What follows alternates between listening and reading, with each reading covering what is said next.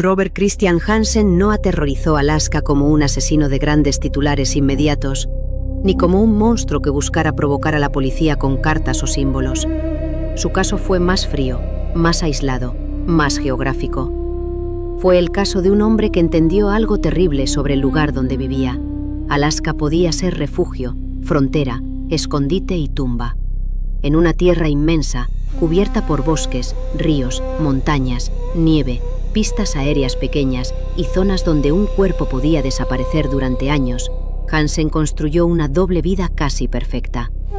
De día era panadero, esposo, padre, cazador respetado, hombre trabajador, vecino aparentemente tranquilo. De noche, o en los márgenes de esa vida, era un depredador que buscaba mujeres vulnerables, muchas de ellas trabajadoras sexuales o bailarinas, las secuestraba, las sometía y en algunos casos las llevaba a zonas remotas donde la naturaleza se convertía en extensión de su violencia. La prensa lo llamó el carnicero panadero, el Butcher Baker. El apodo resumía su contradicción pública, el hombre que horneaba pan para una comunidad y al mismo tiempo cazaba seres humanos.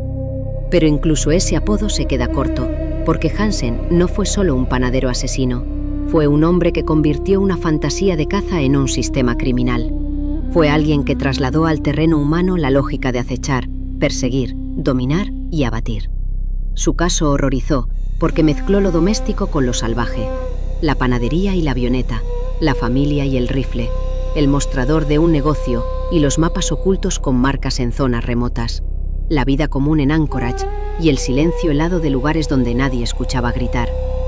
Alaska, durante los años 70 y principios de los 80, era un territorio de promesa y dureza. Anchorage crecía con rapidez por el petróleo, la construcción, la migración laboral, los empleos temporales, los bares, los clubes, los hombres solos que llegaban buscando dinero y una vida distinta. La ciudad era una mezcla de frontera moderna y desorden urbano. Había militares, trabajadores del oleoducto, pescadores, pilotos, camioneros, aventureros, hombres con dinero en efectivo, mujeres que trabajaban en bares, prostitución, clubes nocturnos y economías informales. Alrededor de esa ciudad, sin embargo, estaba la inmensidad. Bastaba volar unos minutos en avioneta o conducir hacia zonas apartadas para entrar en un mundo donde la presencia humana se volvía mínima. Hansen entendió ese contraste mejor que nadie. En Anchorage encontraba víctimas. En la naturaleza encontraba ocultamiento. Robert Hansen nació el 15 de febrero de 1939 en Esterville, Iowa. Su infancia, como ocurre en muchos perfiles criminales, ha sido descrita a partir de elementos que no explican por sí solos el asesinato, pero que ayudan a comprender ciertos rasgos de personalidad. Su padre, Christian Hansen, era un inmigrante danés, panadero, estricto, disciplinado y exigente. Robert creció trabajando en la panadería familiar, sometido a rutinas tempranas, a una figura paterna severa y a una sensación persistente de inferioridad. Tenía problemas de tartamudez, acné severo en adolescencia y una apariencia que, según muchos relatos, le generaba vergüenza. Se sentía rechazado por chicas de su edad, torpe socialmente, humillado, observado. La adolescencia dejó en él una herida narcisista profunda, el deseo de ser aceptado mezclado con la convicción de haber sido despreciado. No hay que cometer el error de convertir la timidez, el acné o el rechazo adolescente en causa de asesinato. Millones de jóvenes sufren burlas, inseguridad, soledad o rechazo y nunca dañan a nadie. Pero en Hansen, esos elementos parecen haberse mezclado con resentimiento, fantasías de venganza y una necesidad cada vez más intensa de compensar la humillación mediante control. Donde otros construyen defensas emocionales o buscan pertenencia, él fue desarrollando una vida interior más oscura. Su tartamudez dificultaba su comunicación, su aspecto lo hacía sentirse inferior, su relación con las mujeres se cargó de rabia y deseo. La mujer que lo rechazaba se convirtió en su imaginación, en una figura que debía ser dominada. Desde joven encontró en la caza una forma de poder. La caza le ofrecía algo que la vida social no le daba: control, paciencia, silencio, precisión, dominio del entorno, una sensación de competencia. En el bosque, con un arma, esperando a una presa, Hansen podía sentirse fuerte, podía decidir, podía observar sin ser observado, podía perseguir. podía vencer. Esa lógica de cazador se convirtió en una parte central de su identidad. Para muchas personas, la caza es una actividad deportiva o cultural sin relación con la violencia interpersonal. En Hansen, sin embargo, esa estructura mental de acecho y captura se mezcló con fantasías sexuales y resentimiento hacia mujeres vulnerables. El problema no era que cazara animales. El problema era que acabó trasladando esa lógica a seres humanos. Antes de llegar a Alaska, Hansen ya mostró conductas criminales. En 1960, fue condenado por incendiar un garaje de autobuses escolares en Iowa, un acto que revelaba rabia, impulsividad y transgresión. Pasó tiempo en prisión. Más tarde tuvo otros conflictos legales, incluidos robos. Estos antecedentes no eran todavía la serie homicida, pero sí mostraban una personalidad capaz de mentir, infringir normas, actuar contra la propiedad y sostener una doble imagen. También fue evaluado en algún momento por especialistas y aparecieron rasgos de inmadurez, resentimiento y fantasías de venganza. Sin embargo, como ocurre tantas veces, esos datos quedaron como fragmentos. Nadie podía ver todavía la forma completa que adoptaría años después. Se casó, tuvo una vida familiar, trabajó como panadero y finalmente se trasladó a Anchorage, Alaska, a finales de los años 60. Allí abrió o trabajó en negocios de panadería y empezó a construir una imagen de hombre trabajador, reservado, buen cazador y vecino funcional. En Anchorage, Hansen encontró un escenario perfecto para su doble vida. La ciudad tenía suficiente anonimato para moverse entre bares, clubes y zonas de prostitución. El territorio exterior tenía suficiente soledad para desaparecer. Además, adquirió experiencia como piloto privado y tuvo acceso a avioneta, un elemento que sería fundamental en la mecánica de algunos crímenes. La avioneta era movilidad, aislamiento y poder. Permitía llevar a una víctima más allá de la ciudad, hacia lugares donde la policía tardaría mucho en buscar, si es que llegaba a buscar. Su personalidad pública era la de un hombre discreto, quizá algo extraño, pero no escandaloso. No era un seductor. No tenía el magnetismo social de Bundy. No tenía la teatralidad de Ramírez. No tenía la necesidad de comunicarse con la prensa como BTK. Hansen era más contenido, más opaco, más práctico. Su fachada estaba hecha de rutina. Panadería, familia, caza, vuelos, trabajo. Esa rutina le permitió esconder una vida criminal que crecía en los márgenes. Los asesinos de doble vida no siempre necesitan ser encantadores. A veces basta con parecer aburridos. El tipo de víctimas que eligió dice mucho sobre su cálculo. Hansen atacó principalmente a mujeres vinculadas a la prostitución, clubes de striptease, bares y entornos nocturnos de Anchorage. Mujeres que vivían o trabajaban en los márgenes, algunas con familias lejos, algunas atrapadas en precariedad, algunas con adicciones, algunas desconfiadas de la policía, algunas acostumbradas a tratar con hombres peligrosos. Para un depredador, esas mujeres eran accesibles y menos protegidas. No porque valieran menos, sino porque la sociedad tendía a tratarlas como si importaran menos. Hansen, como Gary Ridgway en Washington, entendió esa desigualdad y la utilizó. La vulnerabilidad social de las víctimas fue una parte central de su impunidad. Cuando una trabajadora sexual desaparece, demasiadas veces la primera explicación no es crimen, sino fuga, cambio de ciudad, consumo, vida inestable, viaje con un cliente. Esa duda inicial puede ser mortal en una investigación. Cada hora perdida enfría rastros. Cada denuncia minimizada da ventaja al agresor. Hansen se movió dentro de esa indiferencia. No necesitaba que nadie aprobara sus crímenes. Le bastaba con que la desaparición de ciertas mujeres no activara la misma alarma que la de otras. El modus operandi de Hansen combinaba engaño, amenaza, arma, aislamiento y conocimiento geográfico. En algunos casos se acercaba a mujeres en Anchorage, ofrecía dinero por sexo o compañía, las llevaba a un lugar privado o a su vehículo y después las amenazaba con arma. En otros, las secuestraba directamente. Algunas víctimas fueron retenidas, agredidas y luego asesinadas. Otras, según el relato que se construyó después, fueron llevadas en avioneta o vehículo a zonas remotas, donde el paisaje se convertía en una jaula sin paredes. Allí, en el espacio abierto, la víctima podía estar más perdida que dentro de una habitación cerrada. En Alaska, la naturaleza podía funcionar como prisión. La firma psicológica era aún más perturbadora. Hansen no se limitaba a matar para silenciar. En su fantasía, el crimen podía reproducir una escena de caza. Algunas reconstrucciones del caso sostienen que soltaba a ciertas víctimas en zonas remotas para perseguirlas como si fueran presas. Este elemento se convirtió en uno de los rasgos más conocidos y aterradores de su perfil. Desde una mirada clínica, esa fantasía une sexualidad, humillación, venganza y dominio. La mujer que en su juventud podía representar rechazo o desprecio, quedaba convertida ahora en presa. Él ya no era el joven tartamudo rechazado, era el cazador con arma, territorio y control absoluto. La diferencia entre modus operandi y firma es clara. El modus operandi era lo que le permitía cometer el crimen, seleccionar mujeres vulnerables, llevarlas a lugares controlados, usar armas, trasladarlas, matarlas y ocultar los cuerpos en zonas remotas. La firma era la necesidad psicológica de caza, persecución, terror y dominio. El método podía variar según la víctima, el lugar o el riesgo. La fantasía de poder era estable. Hansen no buscaba únicamente eliminar testigos. Buscaba recrear una inversión de su propia humillación. Ahora era él quien decidía si alguien podía correr, esconderse, suplicar o vivir. Durante años, aparecieron cuerpos en zonas de Alaska que parecían desconectadas entre sí.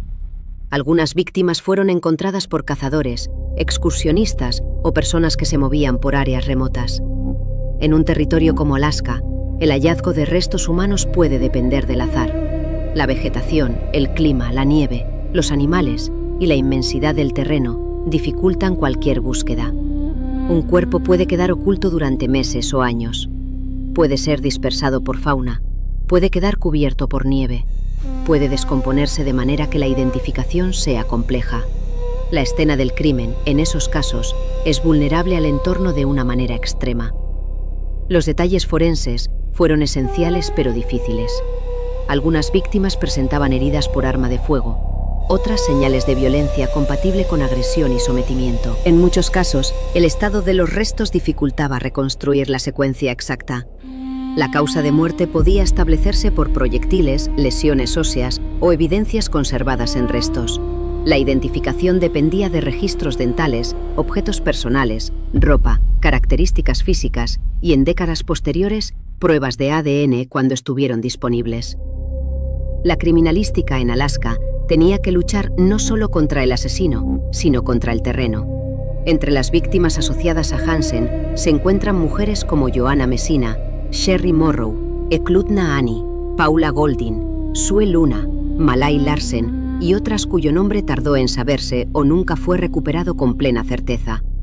Algunas eran trabajadoras sexuales, otras bailarinas, otras mujeres en tránsito. Algunas fueron encontradas en áreas que después se vincularían a los mapas y recuerdos del asesino. Cada nombre representa una vida que la narrativa del asesino intentó reducir a presa. Por eso deben nombrarse cuando sea posible, porque el apodo de Hansen es menos importante que los nombres que quedaron bajo su sombra. El caso de Cindy Paulson fue el punto de ruptura. En junio de 1983, Cindy era una joven trabajadora sexual de 17 años. Hansen la recogió en Anchorage y la llevó a su casa. Allí la amenazó con un arma, la encadenó y la agredió. Después intentó trasladarla en coche hacia el aeropuerto de Merrill-Field, presuntamente para llevarla en avioneta a una zona remota, pero Cindy consiguió escapar. Mientras Hansen estaba distraído cargando o preparando la situación, ella salió del vehículo, corrió esposada y logró detener a un camionero que la ayudó. Su testimonio fue una grieta decisiva en la fachada de Hansen. La reacción inicial de las autoridades ante Cindy Paulson es una de las partes más duras del caso. Como trabajadora sexual, joven y vulnerable, no fue creída de inmediato con la fuerza que merecía. Hansen, al ser interrogado, negó los hechos y presentó una coartada. Era un ciudadano aparentemente respetable, empresario, padre, hombre casado, cazador. Ella era una joven prostituta esposada que hablaba de secuestro y agresión. El prejuicio estaba servido. Esa desigualdad de credibilidad pudo haberle dado a Hansen una nueva oportunidad de escapar, pero no todos los investigadores aceptaron cerrar el caso de forma cómoda. El detective Glenn Flood, de la Policía Estatal de Alaska, fue una figura clave. Flood tomó en serio la posibilidad de que Cindy estuviera diciendo la verdad y empezó a mirar a Hansen con más profundidad. Revisó antecedentes, patrones, desapariciones, cuerpos hallados en zonas remotas, denuncias de mujeres, el acceso de Hansen a avioneta, su historial de violencia y su obsesión por la caza. También recurrió a herramientas de perfilación criminal del FBI, en una época en la que el análisis conductual empezaba a ganar relevancia en investigaciones complejas. El perfil resultante se acercaba inquietantemente a Hansen, un hombre con baja autoestima, historial de rechazo, cazador experto, personalidad organizada, posible vida familiar y víctimas vulnerables. Antes de seguir, si este tipo de análisis criminal te interesa, puedes suscribirte al canal para acompañar otros perfiles reales tratados con rigor, sin glorificar al asesino y manteniendo siempre la memoria de las víctimas en el centro. La investigación empezó a conectar elementos que antes parecían dispersos: mujeres desaparecidas, cuerpos en zonas remotas, heridas por arma de fuego, acceso a avioneta, mapas, caza, un sospechoso con antecedentes y con una acusación reciente de secuestro por una superviviente. El caso ya no era solo la palabra de Cindy contra la de Hansen, era una constelación de indicios. La clave estaba en conseguir una orden de registro sólida y buscar dentro de su mundo privado. Porque en asesinos como Hansen, la verdad muchas veces no está en la escena remota, ya degradada por el clima, sino en la casa, en los trofeos, en los mapas, en las armas, en los objetos conservados. Cuando las autoridades registraron la casa de Hansen, encontraron armas, joyas, objetos pertenecientes a víctimas y mapas de aviación con marcas en lugares remotos. Esos mapas se volvieron una pieza central del caso.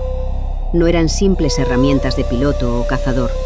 Al compararlos con ubicaciones de cuerpos encontrados y zonas de interés, las marcas sugerían un patrón. Hansen había señalado lugares vinculados a sus crímenes. Para un investigador, un mapa marcado por un sospechoso puede ser casi una confesión silenciosa.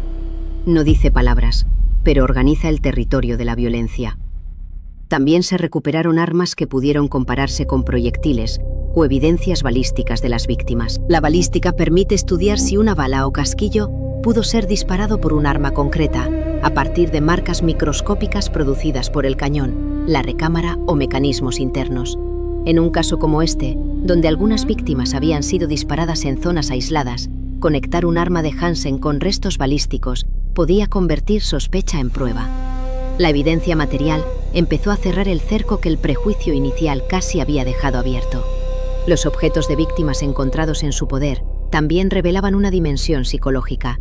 Muchos asesinos conservan trofeos, no siempre por valor económico, a veces porque el objeto permite revivir el crimen, conservar una sensación de dominio, mantener una conexión privada con la víctima. Si Hansen guardaba joyas o pertenencias, no eran solo cosas, eran fragmentos de control.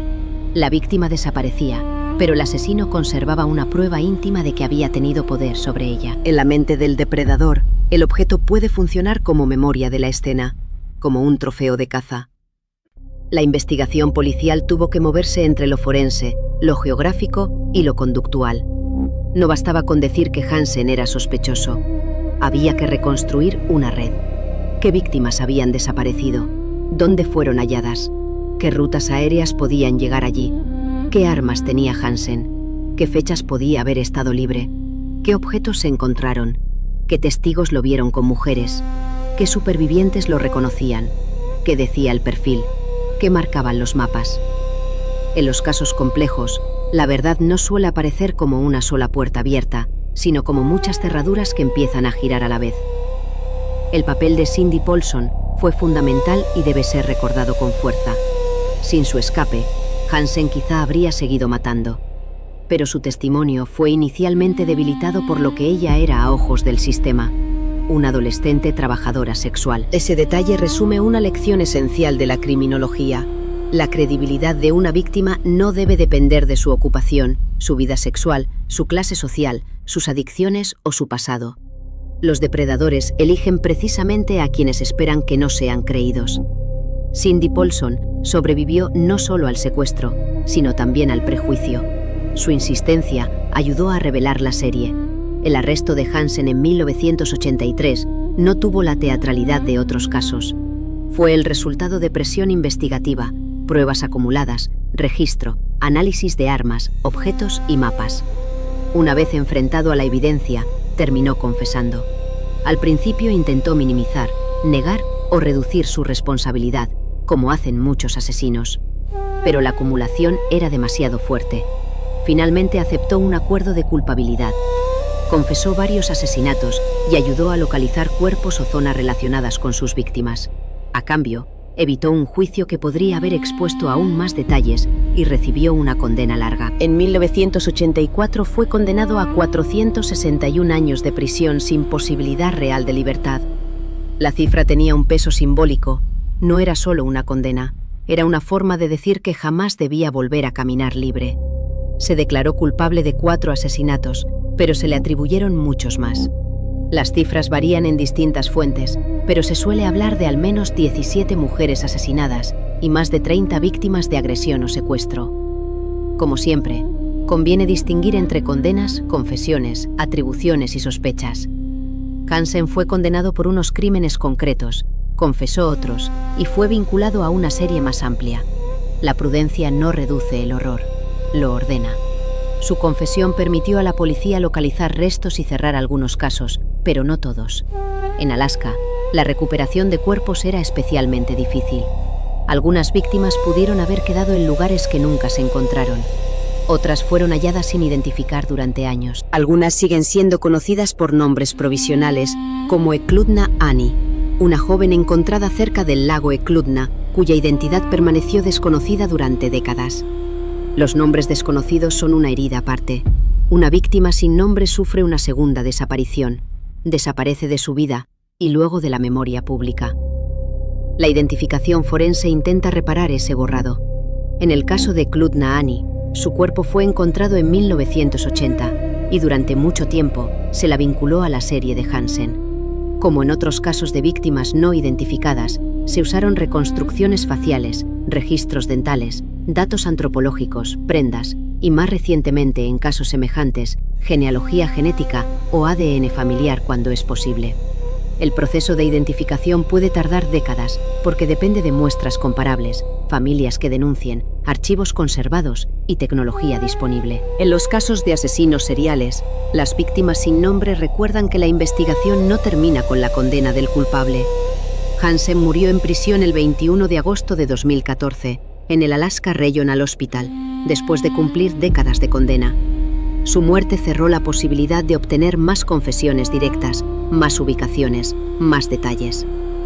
Como ocurre con otros asesinos que ocultan cuerpos, cada dato que se llevan a la tumba puede ser una respuesta negada a una familia. El final biológico del asesino no siempre es el final del caso. Las víctimas no identificadas, los restos no encontrados y las familias sin respuesta mantienen abierta la historia.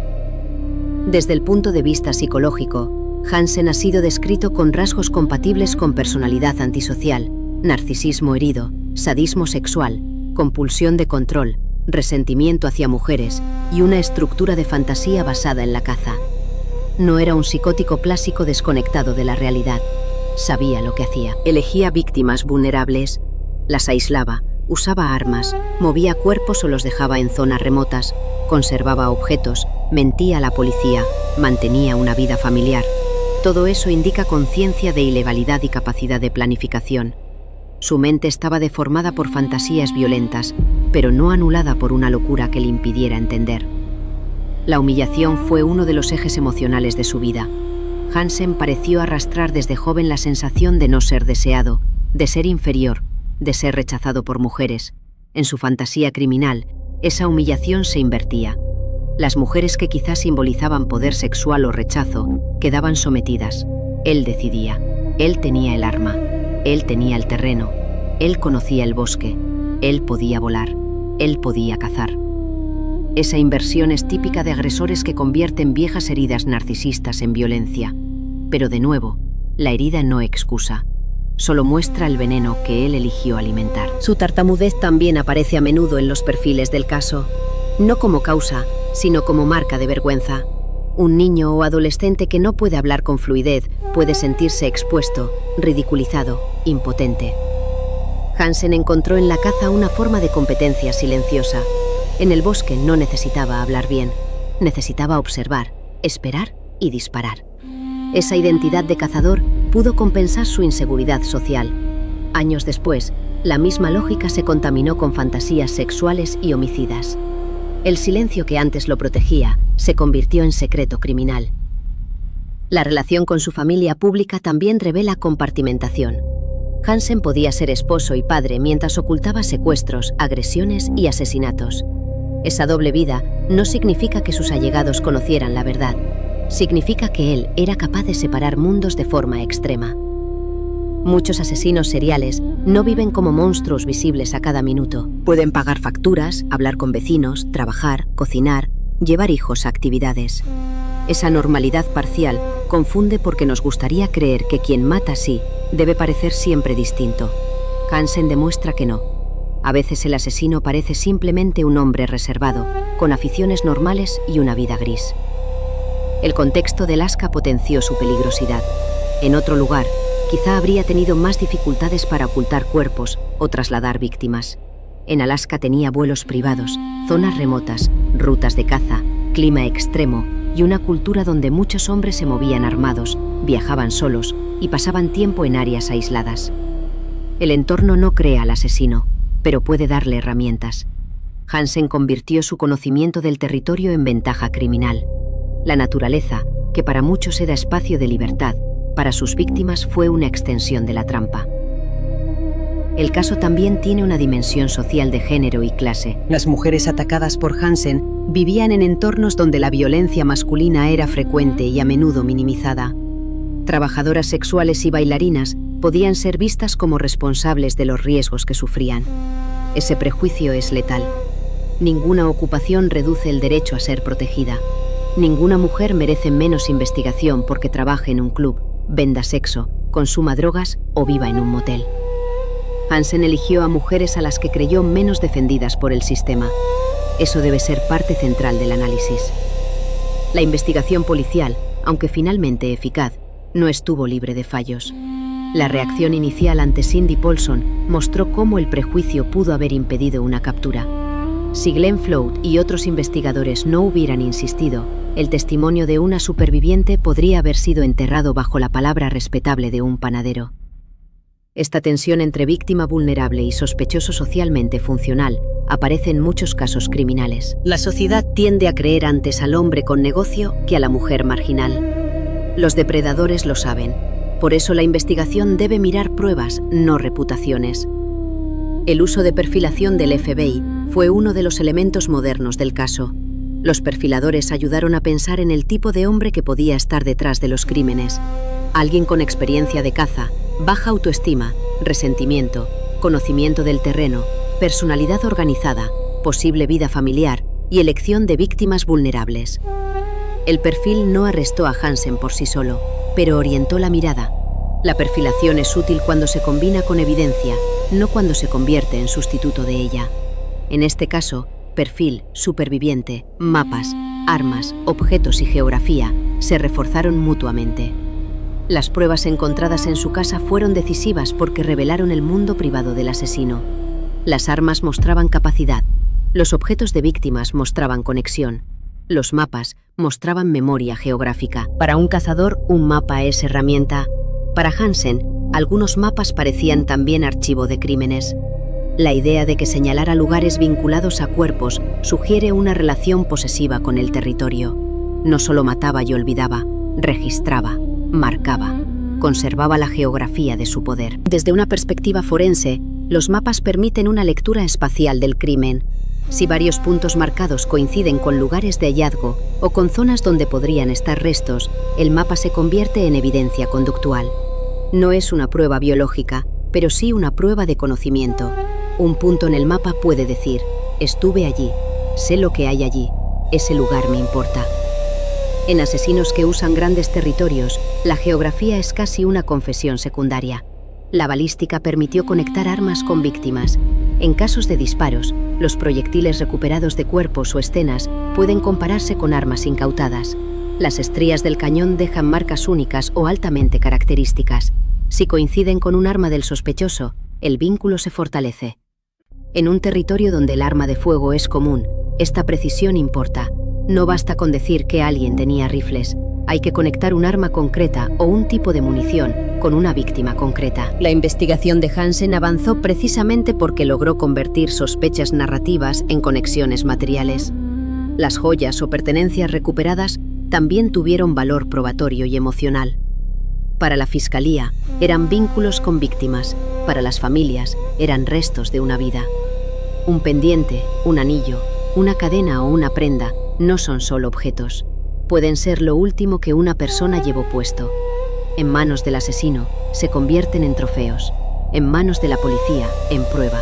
En manos de la familia, en reliquia dolorosa. Esa triple dimensión muestra cómo el crimen transforma el significado de las cosas. La confesión de Hansen fue útil, pero no necesariamente completa. Los asesinos pueden minimizar, omitir, confundir o manipular, incluso cuando confiesan. Algunos nombres nunca se confirmaron. Algunas víctimas posibles siguieron sin respuesta.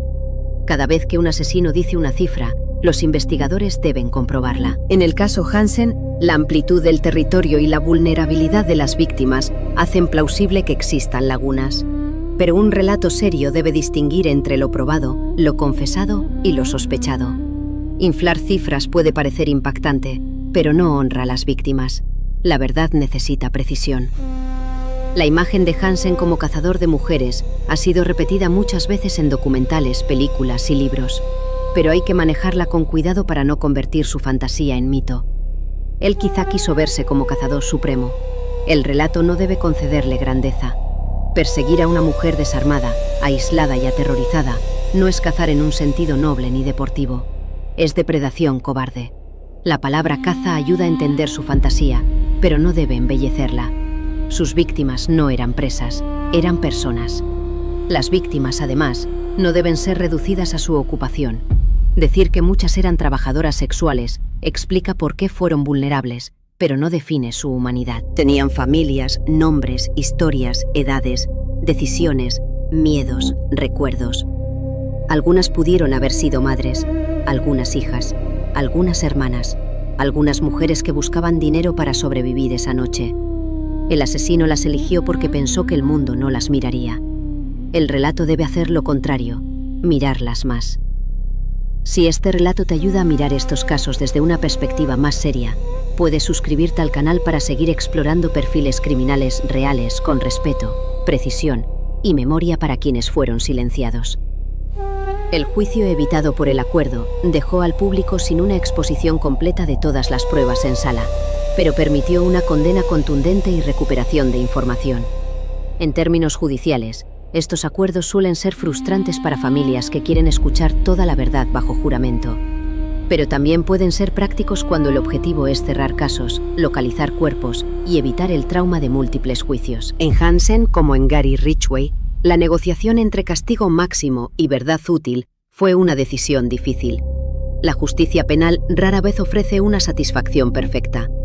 La condena de 461 años fue una forma de entierro legal. Hansen no iba a salir. Su vida quedó reducida a prisión, enfermedad, envejecimiento y silencio. Pero la prisión no eliminó el daño. Las zonas remotas de Alaska siguieron guardando posibles secretos. Las familias siguieron recordando. Algunas víctimas siguieron sin identidad pública. La muerte del asesino en 2014 cerró su biografía, pero no necesariamente la historia de todas las mujeres que pudo haber atacado. El legado psicológico de Robert Hansen está en la transformación de la vergüenza en depredación. Un joven que se sintió rechazado no buscó sanar su herida, la convirtió en odio. Un hombre que se sentía inferior encontró en mujeres vulnerables una forma de sentirse superior. Un cazador que conocía Alaska trasladó su habilidad al crimen humano. Un panadero que alimentaba a una comunidad construyó en secreto un mapa de muerte. Esa contradicción lo vuelve especialmente inquietante. No porque fuera excepcionalmente brillante, sino porque usó capacidades ordinarias de forma monstruosa. Trabajo, paciencia, conocimiento del terreno, armas, vuelos, rutina. También es un caso sobre la geografía del mal. En algunos asesinos, el escenario es una casa, en otros una carretera. En Hansen, el escenario es una frontera entera. Alaska no fue simple decorado, fue herramienta. La distancia entre Anchorage y los lugares de abandono significaba tiempo, silencio y dificultad investigativa. La avioneta multiplicaba su poder. El bosque reducía la posibilidad de testigos. El clima degradaba evidencias. La inmensidad protegía al asesino hasta que una víctima viva logró romper el patrón. Cindy Paulson debe ocupar un lugar central en la memoria del caso. No solo porque sobrevivió, sino porque sobrevivió en condiciones extremas y después tuvo que ser creída. Su escape fue un acto de inteligencia, oportunidad y valentía. Corrió esposada, vulnerable, aterrorizada y logró alcanzar ayuda. Sin ella, Hansen podría haber seguido funcionando como panadero, cazador, esposo y asesino. En muchos casos de crimen serial, una superviviente es la grieta que derrumba años de impunidad. Cindy fue esa grieta. La pregunta sobre por qué Hansen no fue detenido antes lleva a varias respuestas. Porque sus víctimas eran vulnerables, porque Alaska es inmensa, porque los cuerpos aparecían degradados o lejos, porque su fachada era respetable, porque los prejuicios contra trabajadoras sexuales debilitaban denuncias, porque las investigaciones entre jurisdicciones y zonas remotas eran difíciles, porque no existía entonces el nivel actual de ADN y bases de datos, porque una persona puede ser sospechosa y aún así no haber suficiente prueba. La respuesta completa no es una sola falla, sino una suma de grietas. Hansen se movió dentro de ellas. Su caso enseña que los depredadores pueden usar la reputación como escudo. Hansen no era una figura querida por todos, pero era un hombre con negocio, familia y aficiones socialmente aceptadas. Una joven trabajadora sexual acusándolo de secuestro podía parecer para algunos menos creíble que él. Esa asimetría es una lección dura.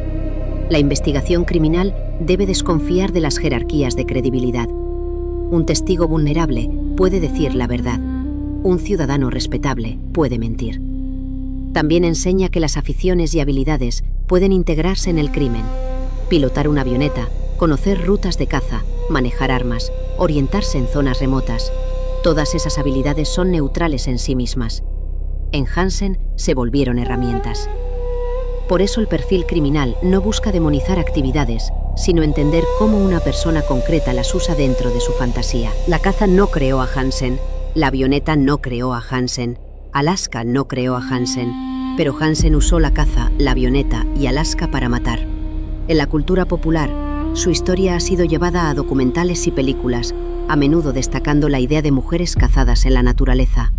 Esa imagen es poderosa, pero también peligrosa. Si se cuenta mal, puede convertir el sufrimiento en espectáculo. Si se cuenta bien, revela una verdad sobre vulnerabilidad, geografía y violencia masculina. El objetivo no debe ser alimentar el mito del carnicero panadero, sino desmontarlo. No era un cazador legendario. Era un hombre que atacaba a mujeres en situaciones de desigualdad y las llevaba donde nadie pudiera ayudarlas. La memoria de sus víctimas exige una mirada distinta.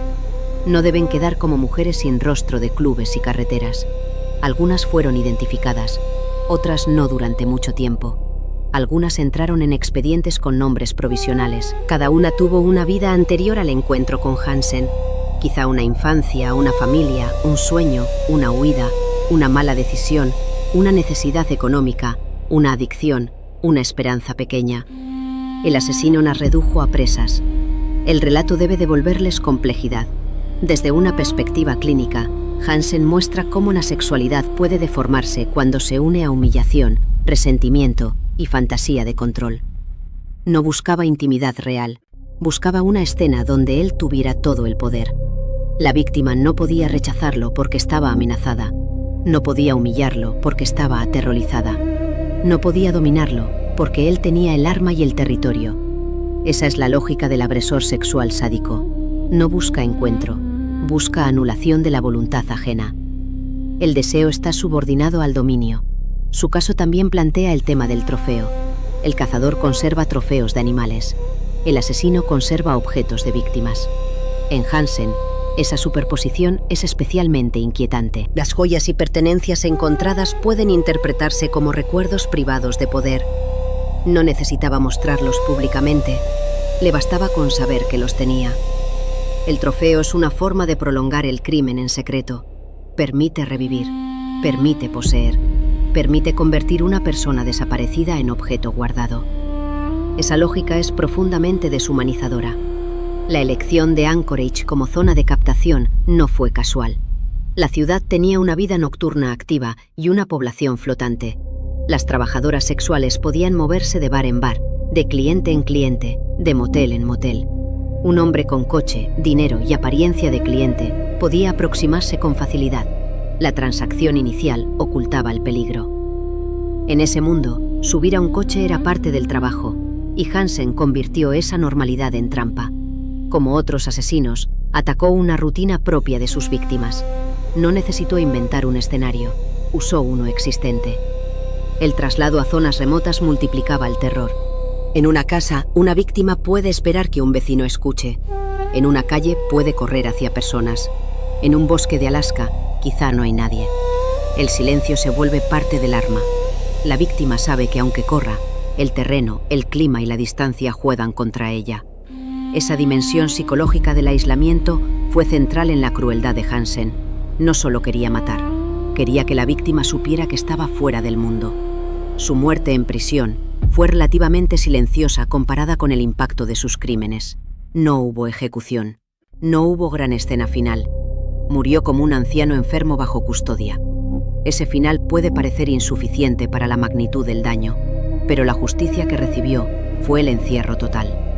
Lo que nunca puede recibir una familia es la devolución de la persona perdida. La condena de Hansen encerró al asesino, no reparó las vidas. La historia del carnicero panadero es, en el fondo, una historia sobre máscaras ordinarias y territorios extremos. Una máscara de trabajador, una máscara de padre, una máscara de cazador respetable, y detrás, un hombre que usaba el mismo conocimiento que le daba prestigio para aislar, someter y matar. Alaska fue su refugio porque conocía sus distancias. La panadería fue su fachada porque daba una imagen de normalidad. Las víctimas fueron elegidas porque el mundo ya las había colocado demasiado cerca del borde. Cindy Paulson fue la superviviente que obligó a mirar.